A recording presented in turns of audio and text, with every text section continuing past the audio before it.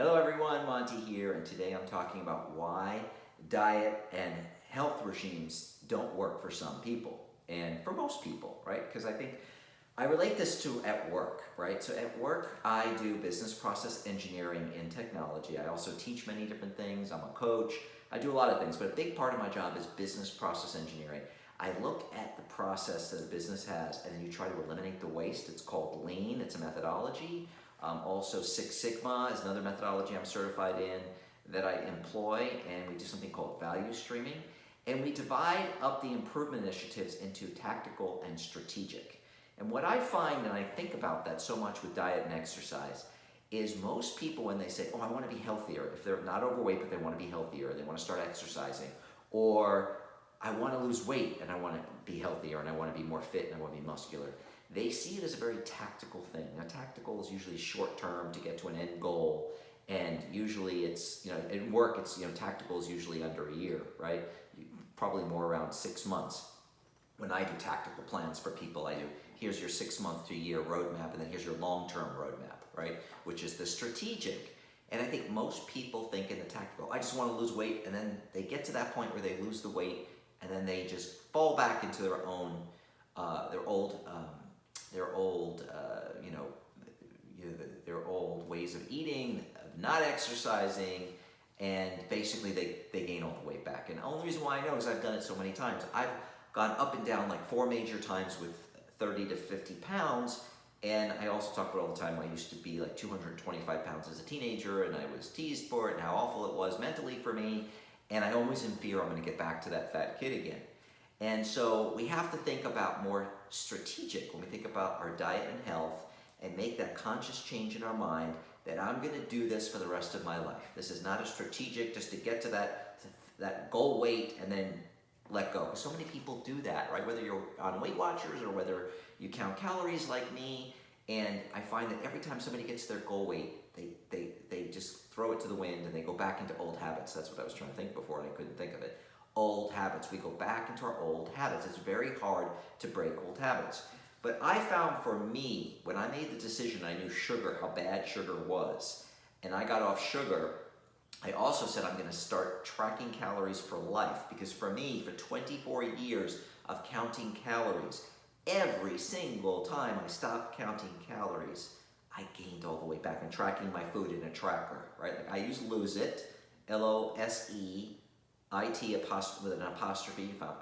It's an iPhone app, also for Android.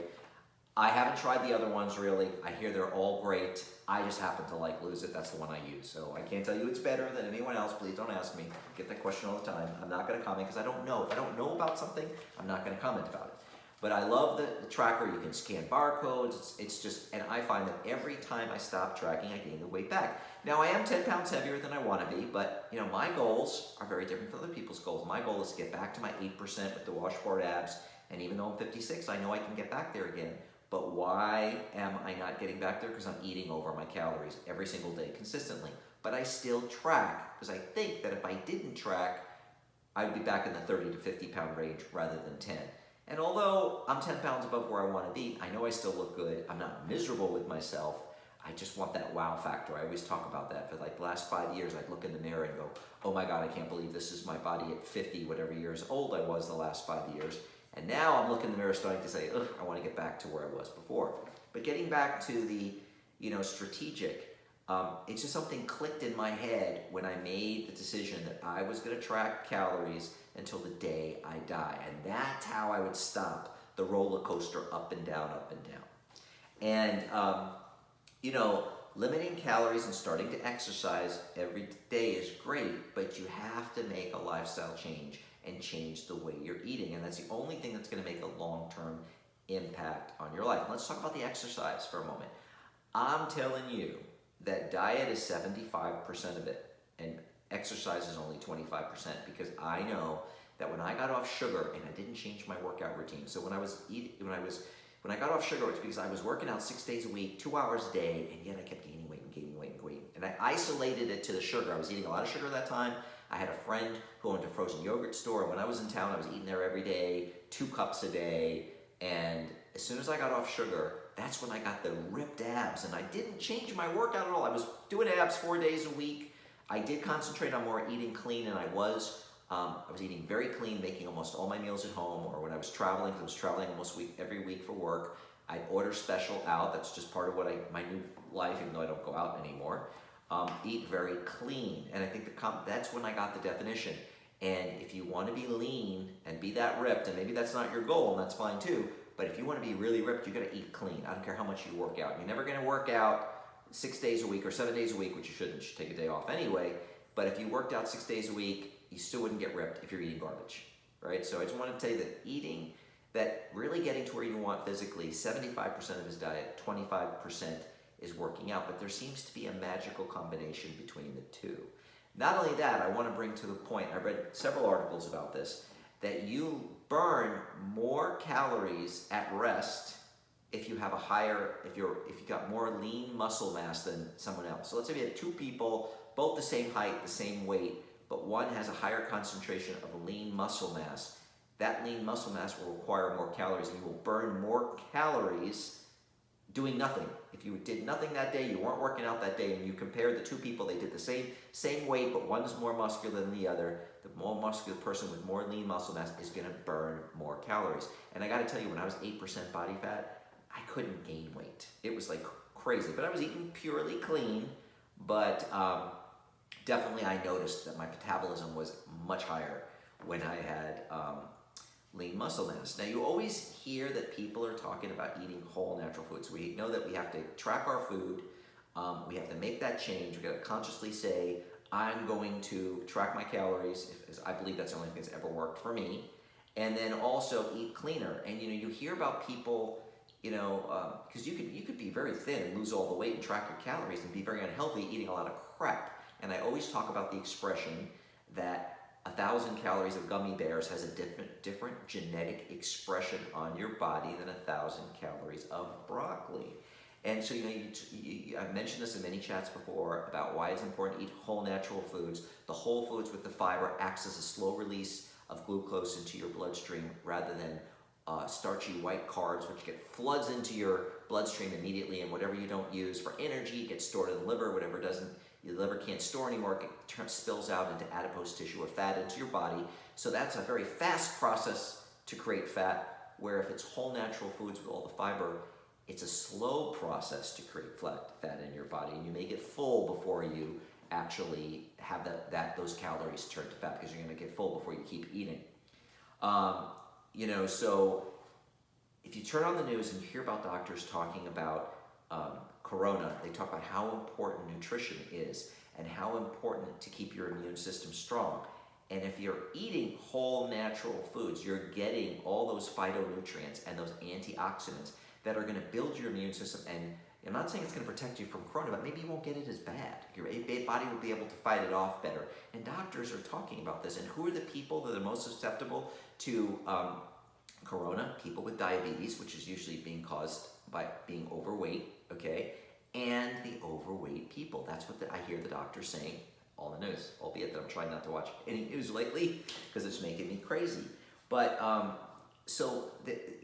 I've also seen all these articles. I saw the show on Netflix I talked about before that a doctor said it's not that there is so much more pollutants in our environment that's causing disease. It's that we're not eating enough of the whole natural foods with the phytonutrients and the antioxidants that are protecting us from the disease. And I believe that so much. I talked about this, I'm repeating myself so much, but I think it's so important that the average American, the average person should get 6 to 10 servings of fruit and vegetables a day. And I read someplace that the average American is getting 2 a week. We're eating so much processed food that's devoid of any nutritional value. And, if you eat healthier, you're not only just going to be healthier overall and have a strong immune system and probably not get sick as much, you're going to build muscle faster because your body is getting all the essential nutrients and amino acids and everything it needs to build muscle, right? But then you're also going to look better. And you're not just going to look better because you've lost weight and because you have more muscle tone. You will look better because your hair will be better, your nails will be better, your skin. You don't know how many compliments. I'm 56 years old. People say I have the most beautiful skin. I hear this all the time. It freaks me out because I only see the imperfections in my skin. I'm like, I need a little facelift already. I'm seeing little wrinkles. I get so many compliments, and even going to the dermatologist, they're always commenting on and I know it's because my skin didn't start to glow until I started eating clean like 5 years ago, and I saw a major change in my skin complexion about 5 years ago. And oh, by the way, my hair, I've been buzzing my hair, and I a little overdid it this time, so it's really short, but I don't care. Who am I trying to impress these days? I don't go anywhere. So anyway, I'm pretty much done with my chat.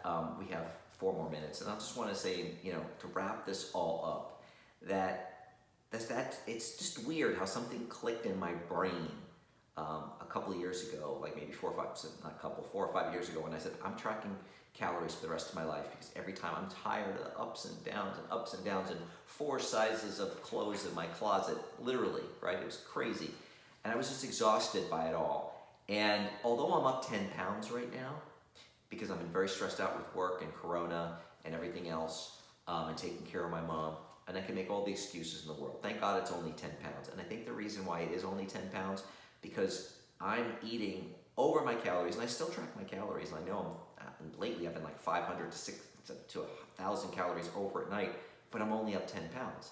If I was eating uncontrollably like I am at night, and I wasn't counting my calories, I guarantee you I would have been up to 50 already, because that's what I usually went from 30 to 50, and I don't think I've ever ate voraciously like this at night before. But because I'm eating so clean, my body can kind of process the food, and it doesn't put on the weight, and I'm eating the whole natural foods. Remember I said, all that starchy white carbs and sugar and fruit juice, it turns to sugar in your system immediately and gets processed by the body and turns to fat very quickly. But if you eat the whole natural foods with fiber, it's like a time release, and it doesn't happen as quickly. So chances are it's still, and I'm a perfect example, you can eat pure clean, I'm still not at my goal weight. I'm 10 pounds away, right? Because of I'm eating too many calories. So just don't think because you eat, you're counting calories you're eating clean, that you can eat whatever you want. I believe you have to combine several things. You have to do the diet clean, right? That's 75% of it. You gotta exercise, that's 25%. It's important, 3 to 5 times a week at least, right? And very, very, very, very important to eat clean, because that clean food has a different genetic expression and effect on your body in creating fat, very different than eating whole, clean, natural foods.